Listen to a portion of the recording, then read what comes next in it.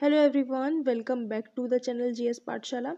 तो आज जो टॉपिक मैं आपके लिए लेके आई हूँ वो है एंशियंट हिस्ट्री के अंदर वैदिक एज, जिसके अंदर हम आर्यंस का इन्वेजन देखेंगे, किस तरीके से उनने इंडियन सब कॉन्टिनेंट को इन्वेड किया, उनके द्वारा कौन कौन से वेदास दिए गए, पॉलिटिकल एंड रिलीजियस प्रैक्टिसेस क्या क्या थी, बैटल ऑफ 10 किंग्स के बारे में भी देखेंगे और जो इम्पोर्टेंट टर्म्स हैं उन्हें भी देखेंगे। तो चलिए स्टार्ट करते हैं।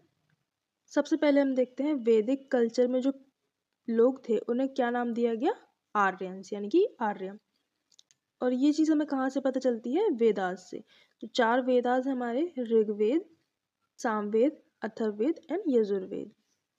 वैदिक टेक्स्ट के अकॉर्डिंगली हमने टाइम पीरियड को 2 पार्ट्स में डिवाइड किया है, अर्ली वैदिक पीरियड एंड लेटर वैदिक पीरियड। अर्ली वैदिक पीरियड में ऋग्वेद को कंपोज किया गया था और इसका टाइम पीरियड है 1500 BC से 1100 BC। इसी तरीके से जो हमारा लेटर वैदिक पीरियड है ये हमारा 1000 BC से लेके 600 BC तक आ जाएगा। अब देखिए, सिटीज ऑफ हड़प्पन कल्चर इस टाइम तक आते आते डिक्लाइन होने लगी थी 1500 BC तक। Around this period Aryans entered in the north west India. ठीक है, मान लीजिए हमारा ये इंडिया है, तो इसमें जो ये नॉर्थ वेस्ट वाला पार्ट था यहाँ पे ये आर्यंस आने लगे थे फ्रॉम द कैस्पियन सी, यानी कि सेंट्रल एशिया। और ये थ्योरी किसके द्वारा दी गई है, मैक्स मुलर के द्वारा। They entered India probably through the Khyber pass, यानी कि हिंदू कुश माउंटेन। अब देखिए, their initial settlement were in the valley of north and west and plain of Punjab, यानी कि ये जो आपको ये वाला रीजन दिख रहा है यहाँ पे इनका सेटलमेंट स्टार्ट हो गया था। They were mainly a cattle keeping people, ये आपको याद रखना है। इनका जो मेन इकोनॉमिक सोर्स था वो क्या था, कैटल, और एग्रीकल्चर वगैरह बाकी सब सेकेंडरी था, ये मेनली कैटल को रखते थे। And they were in the search of pasture, यानी कि जो एनिमल्स के लिए जो इनको लैंड चाहिए होती थी उसकी सर्च में रहते थे हमेशा। लेकिन अगर हम 600 BC तक आएंगे तो वहाँ पर इनने they occupy whole of the north India, ये पूरा गैंगेटिक प्लेन से लेके विंध्य रीजन तक आ चुके थे। ये नॉर्थ इंडिया का जो रीजन है इस पूरे एरिया को हम बोलते हैं Aryavarta. The period between 1500 BC and 600 BC में बी डिवाइडेड इनटू 2, जिसे हम देख चुके हैं। पहला हमारा ऋग्वेदिक पीरियड यानी कि अर्ली पीरियड जो 1500 BC से 1000 BC तक रहेगा। लेटर वैदिक पीरियड 1000 BC से 600 BC तक रहेगा। अब देखिए, इनकी ओरिजिनल होमलैंड को लेकर काफ़ी सारे अजम्पशंस हैं अकॉर्डिंग टू डिफरेंट स्कॉलर्स, जैसे कि डॉक्टर संपूर्णानंद के अकॉर्डिंग ये सप्त सिंधु रीजन के थे। डॉक्टर त्रिवेदा के हिसाब से रिवर देविका एंड दयानंद सरस्वती के अकॉर्डिंग ये तिब्बत रीजन के थे। इस तरीके से अलग अलग लोगों ने अलग अलग ओरिजिन बताई है इनकी। अब देखिए, इनका हमेशा ट्राइबल कॉन्फ्लिक्ट रहता था। The first group of Aryan fought against Dravidians and other inhabitant whom they defeated pushed down toward the south India. इनने द्रविडियंस को हरा के उनको कॉन्सेंट्रेट कर दिया इन द साउथ इंडिया। और इनके जितने भी एनिमीज थे उन्हें पणीज या फिर दसास बोला जाता था। पणीज जो थे इन्हें कैटल थीव्स बोला गया है। मेन रीजन इनके जो कॉन्फ्लिक्ट का है वो क्या था, कैटल्स, और इन्होंने पणीज को क्या डिस्क्राइब किया है, एज अ कैटल थीव्स। अब देखिए, आर्य का मतलब क्या होता है, आर्य का मतलब होता है noble. Arya migrated to India in several waves, ये काफ़ी सारी वेव्स में आए थे। Aryans came in conflict with local inhabitants called Dasa and Dasyu. Aryans का लोकल इनहेबिटेंट्स के साथ कॉन्फ्लिक्ट चलता रहता था, जिन्हें इन्होंने दशा या दस्यू बोला है।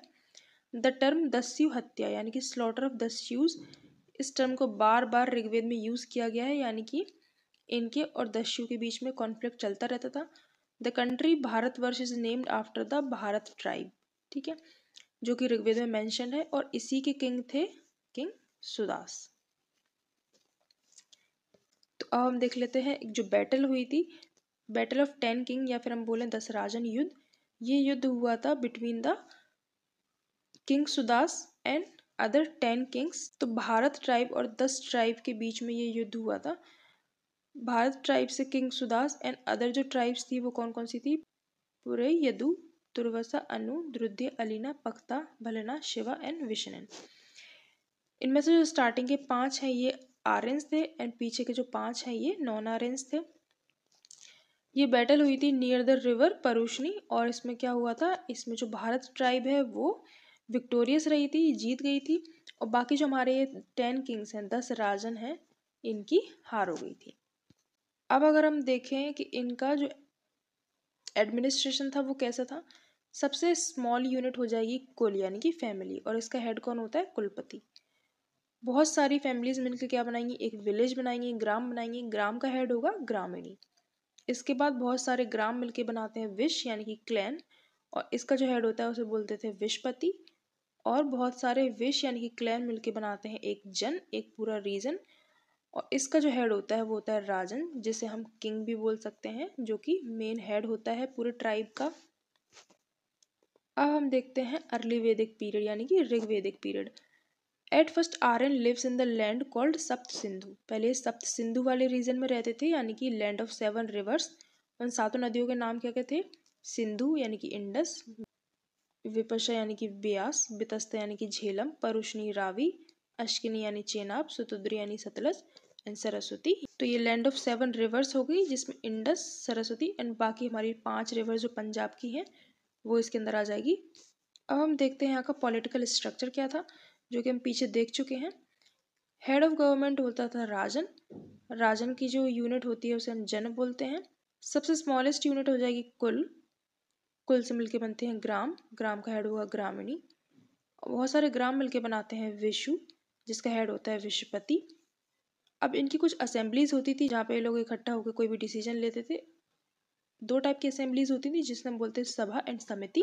एक थर्ड टाइप की असेंबली और होती थी जिसे हम क्या बोलते थे, विधता।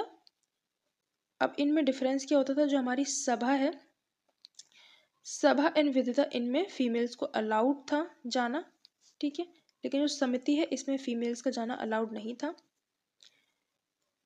अब देखिए, the name of tribal kingdoms are Bharat, Matsya, Yadu, Anu and Purush. ये 5 ट्राइबल किंगडम हैं जो कि आर्यंस थी, जो कि ओरिजिन में आर्यंस थी।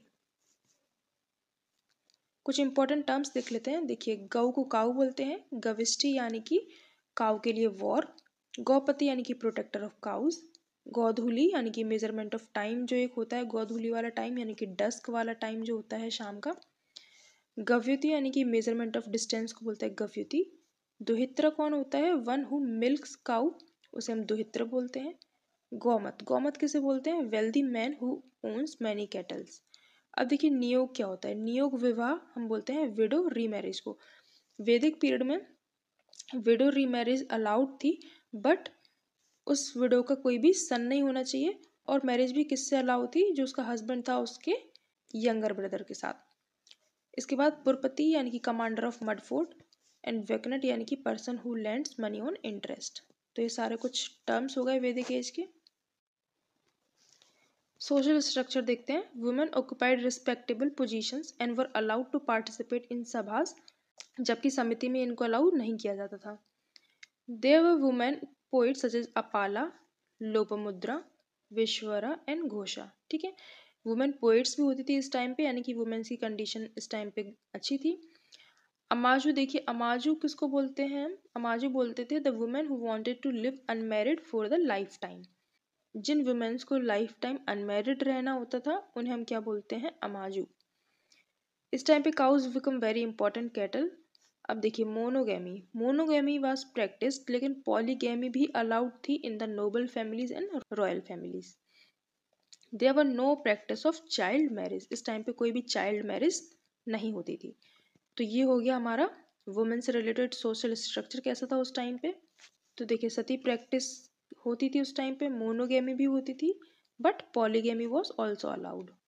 अकॉर्डिंग टू ऋग्वेद, आर्यंस थे वो नेचुरल फोर्स को मानते थे, जैसे कि अर्थ यानी पृथ्वी, फायर यानी कि अग्नि, विंड यानी कि वायु, रेन यानी कि वरुण एंड थंडर यानी कि इंद्र।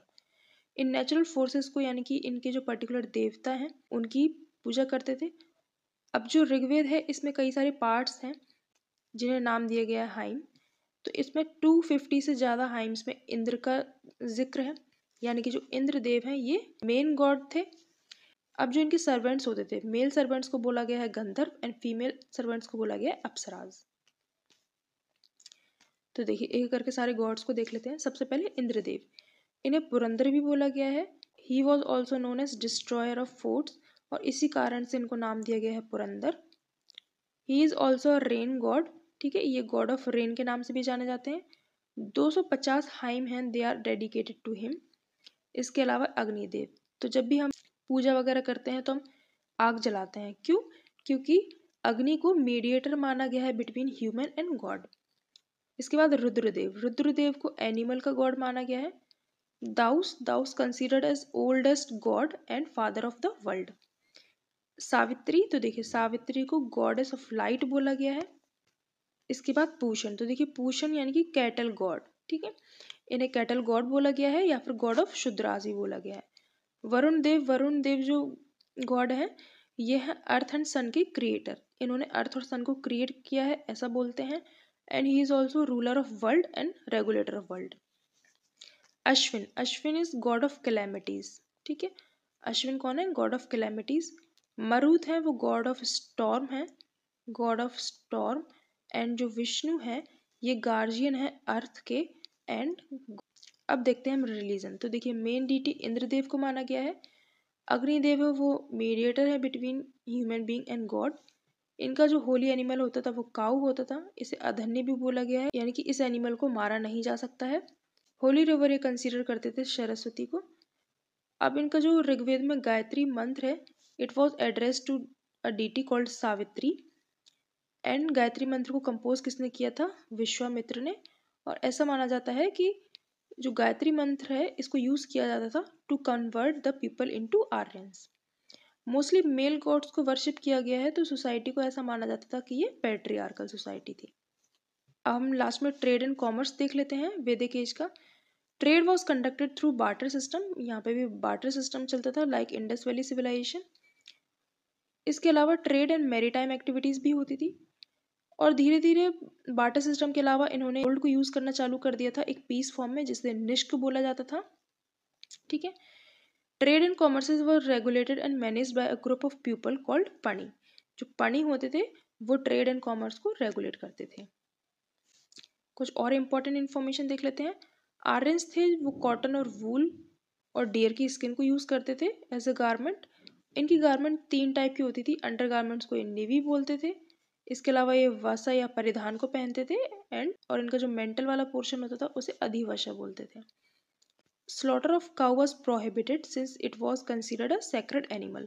पवित्र मानते थे ये काउ को, तो काउ की हत्या निषेध थी, बिल्कुल काउ की हत्या नहीं की जा सकती थी, इसलिए उसे अधन्य भी बोलते थे।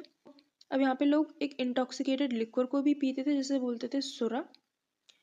और इनके खाने में ये यूज करते थे मेनली बार्ली, बार्ली को ही यवा बोलते हैं। इसके अलावा राइस भी यूज करते थे ये लोग, उसे बोला गया है व्रीही। ओके, तो यहाँ पे हमारा वैदिक एज टॉपिक कंप्लीट होता है। आई होप आपको सारे डाउट्स क्लियर हुए होंगे। कोई भी क्वेरी हो तो आप मुझे कमेंट करके पूछ सकते हैं। और अगर आपको वीडियो अच्छी लगी हो, यूजफुल लगी हो, तो इसे लाइक करें और इस चैनल को भी सब्सक्राइब करें ताकि आपको ऐसी और इम्पोर्टेंट वीडियोस मिलती रहेंगी। तो पढ़ते रहिए, हम मिलते हैं नेक्स्ट वीडियो में।